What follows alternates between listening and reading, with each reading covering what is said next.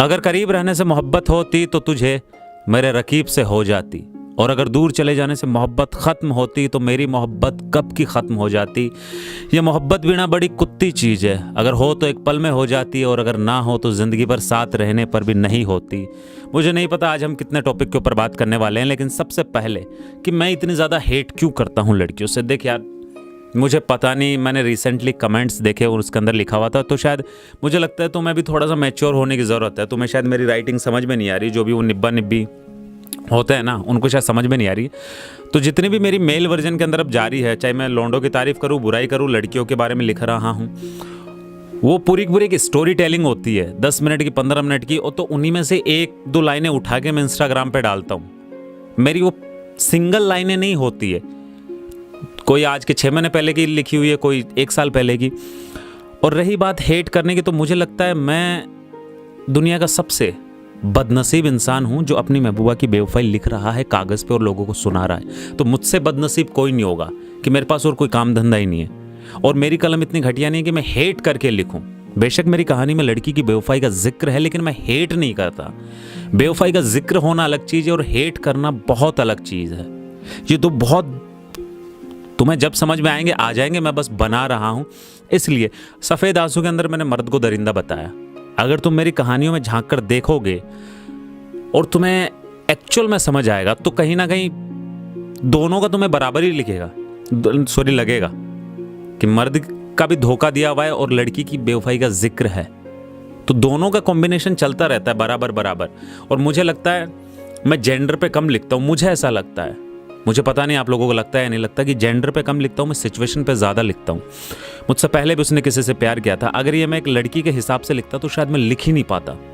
क्योंकि एक लड़की डिप्रेशन में, मैं उसे मूव ऑन तो करवा सकता हूँ, मैं कह सकता हूँ, मोटिवेट तो कर सकता हूँ, बट वो उस डिप्रेशन में सोच क्या रही है वो फील करके मैं नहीं लिख सकता, क्योंकि मैं वहाँ तक पहुँच ही नहीं पाऊंगा। बट एक लौंडा एक कमरे में बंद करके अपने आप को अंधेरे में रख के जो सोच रहा है उसे मैं फील करके लिख सकता हूँ। वो कहीं ना कहीं एक बहुत डीपली अंदर जाके मैं लिख सकता हूँ। लेकिन काफ़ी पोस्ट करनी चाहता है कि लड़के भी हर जगह मुंह मारते हैं। मैं कब डिसएग्री कर रहा हूँ इस बात से? मारते हैं। मैं डिसएग्री कब कर रहा हूँ इस बात से? तो हर, चाहे बेवफाई का जिक्र हो या लौंडे की धोखेबाजी का, तो चलता रहता है बस। इसके अलावा मैं कुछ नहीं कह सकता। तुम्हें जैसा समझना है तुम समझ सकते हो।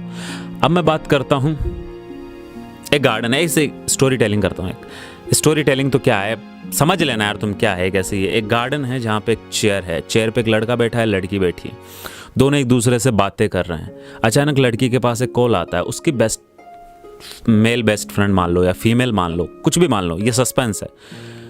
तो जस्ट वो लड़के की तरफ देखती है और फ़ोन उठा के बात करने लग जाती है, और बात करते करते उठते हुए थोड़ी आगे चली जाती है। तो लड़का भी उठकर गार्डन से बाहर निकल के वो अपने घर की तरफ आ रहा होता है। तो तकरीबन 10 मिनट बाद में लड़के का कॉल आता है कि तुम कहाँ चले गए? बोल मैं तो घर पे पहुँचने वाला हूँ।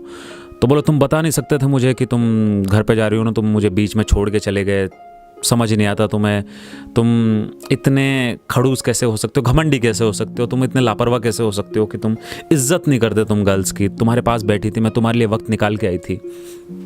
अब यहाँ पे एक सिचुएशन अपन ये देते हैं, लड़का पहले किसी और लड़की के साथ रिलेशनशिप में था, ये लड़की नहीं थी।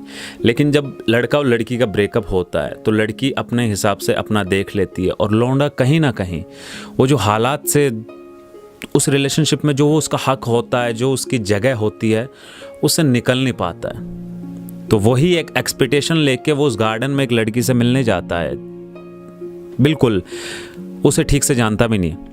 लेकिन जब उसके साथ बिल्कुल नॉर्मली बिहेव करती है एक लड़की, लाइक वो लड़की जो गार्डन की चेयर पे बैठ के अचानक उसके पास फ़ोन आता है, वो बात करने लग जाती है, वो इसके लिए बिल्कुल नई है और ये भी उसके लिए बिल्कुल नया है। तो वो बिल्कुल एक नए इंसान के हिसाब से इसको ट्रीट कर रही है। लेकिन ये चाहता है कि ये लड़की भी, जिससे मैं 1 दिन पहले 2 दिन पहले मिला हूँ, ये मुझे ठीक वैसे ट्रीट करे जैसे 5 साल के रिलेशन में 2-3 साल बाद में वो लड़की मुझसे करने लग गई थी, जो उसकी महबूबा थी।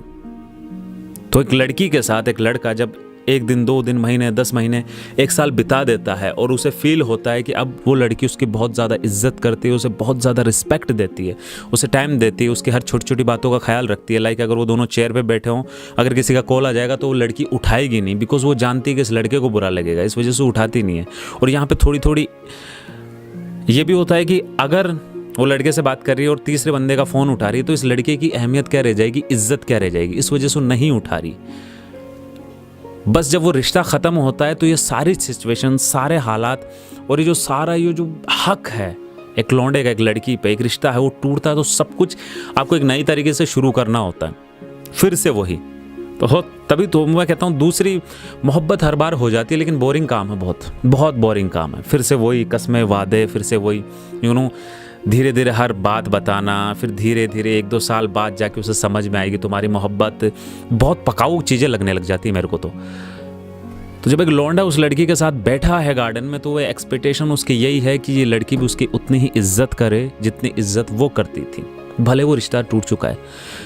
तो यहाँ पे गलत लड़की नहीं है, यहाँ पे गलत लड़का है ऑब्वियसली, लेकिन गलत वो वहाँ पे बैठे रहने से नहीं है, वो जो वहाँ पे एक्सपेक्टेशन लेकर गया है उससे गलत है।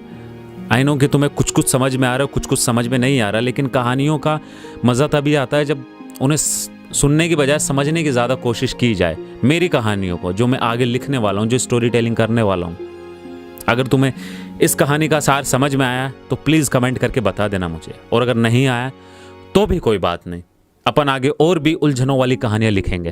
तो आज के लिए इतना ही था, हाँ बस इतना ही था। मुझे नहीं पता ये वीडियो सही बना नहीं बना, तुम्हें स्टोरी समझ में आई या नहीं आई, लेकिन प्लीज़ बता ज़रूर दीजिएगा मेरे को, और लड़की हो तो भी बता दीजिएगा। और आगे स्टोरी आने वाली है, और वह भी जो चलता हूँ, बाय।